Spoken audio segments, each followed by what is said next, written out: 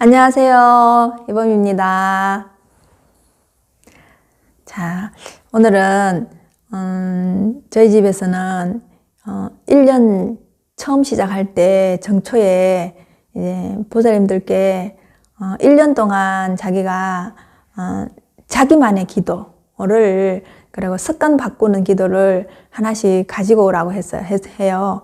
그래서 이제 그거를 이제 정초 기도 때 자기가 1년 동안 어떤 기도를 하겠다고 사실은 부처님 앞에서 발표를 하거든요. 그래서 이제 어떤 분은 나는 1년 동안 조그만한 거 사탕 하나라도 이제 누군가에게 매일매일 보시를 하겠다. 아니면 요구르트 하나라도 누군가에게 매일매일 줄 수 있는 상황을 만들겠다. 그래서 저는 이제 조금 제가 인색한 것 같으니까 보시를 하겠습니다. 이렇게 자기가 이제 부처님께 발언한 보살님도 계시고요. 또 어떤 분은 나는 약간 쇼핑 중독 비슷하게 있는 보살님이 있어요. 그래서 나는 1년 동안 내한테 필요한 옷을 하나도 안 사겠다. 근데 이렇게 발언한 보살님도 계시고요. 또 어떤 보살님은 이제 어머님이 좀 많이 안 좋으셔가지고 내가 이제 어머님 돌아가시기 전에 이제 어머님한테 이제 후회 없는 딸이 되게 그래 돌아가시고도 후회하지 않게 이번 한 해는 어머니께 잘해드리겠다 이렇게 발언한 분도 있고 여러 가지로 이제 발언한 게 굉장히 많았어요.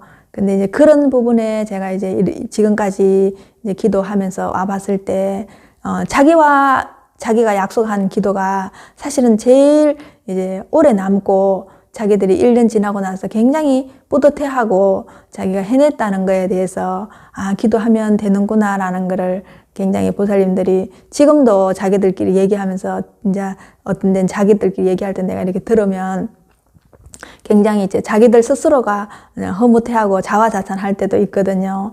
그래서 이제 그런 기도를 제가 이제 보살님들하고 같이 해보면서 보살님들이 그래서 이제 자기들 굉장히 오래된 습관, 고치기 힘든 습관들을 하나씩 이제 지금 고치고 지금 거의 이제 그 쇼핑 중독된 보살님은 거의 이제 거의 자체를 안 하게 되는 상태까지 왔어요. 그냥 필요한 것도 저게 꼭 내한테 필요하나 이렇게 해서 안 사게 되고 또 이제 이제 보시하는 보살님은 나이가 많으신데도 불구하고 또 올해도 또 계속 그런 이제 보시하는 거를 자기가 잊지 않고 하겠다고 그리고 자기가 이제 돌아가시기 전까지는 너무 좋아서 자기가 그걸 해보니까 마음이 너무 편안하고 또 그전에 살았던 삶과 지금 삶과는 너무 다르다고 하면서 스님 저는 평생 제가 사는 동안은 제가 걷지 못해서 집에서 그냥 안전뱅이로 있지 않는 한은 내가 이 기도는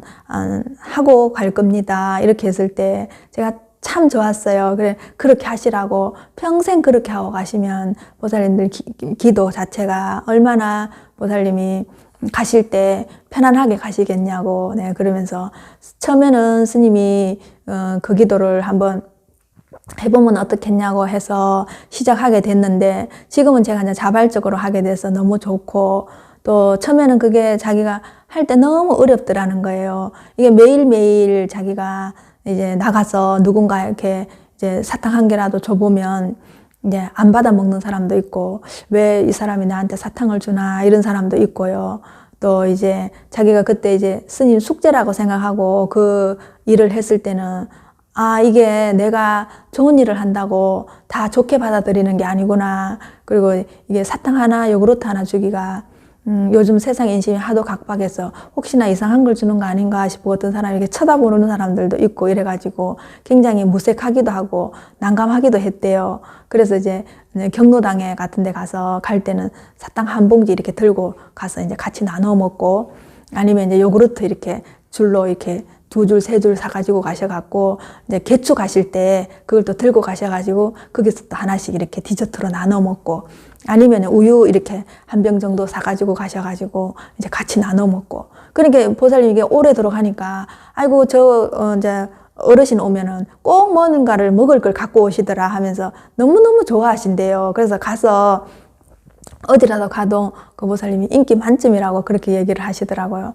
그러니까 그게 이제 습관이 배어갖고 뭔가를 이렇게 안 들고 가고 뭔가 누구를 안 주게 되면 자기 스스로가 허전해서 안 되겠다고 이렇게 얘기를 하더라고요. 그래서 자기가 그걸 해보고 난 뒤에 누군가한테 뭔가를 주고 그 사람들이 맛있게 먹고 자기한테 이제 예쁜 소리 해주시고 고운 소리 해주시는 그거 받아오는 에너지가 자기 요구르트 하나 준 것보다 훨씬 더 좋다는 얘기를 하셨어요. 그래서 그 보살님이 그런 식으로 내가 어떤 물건을 줬을 때 돌아오는 에너지, 그거를 이제 읽게 되신 거예요. 그래서 평생을 수행하셔도 그걸 몰랐는데 지금 이제 그분이 70한 6, 7 정도 됐어요. 그런데 이 기도를 해보면서 자기가 너무 좋다는 걸, 그 에너지 흐름을 아시면서 자기가 이렇게 먼저 내보내면서 이게 돌아오는 에너지, 그리고 자기의 이제 마음이 편안한 거, 그리고 특히 마음이 자기가 너무 이 기도를 하면서 풍요로워졌대요.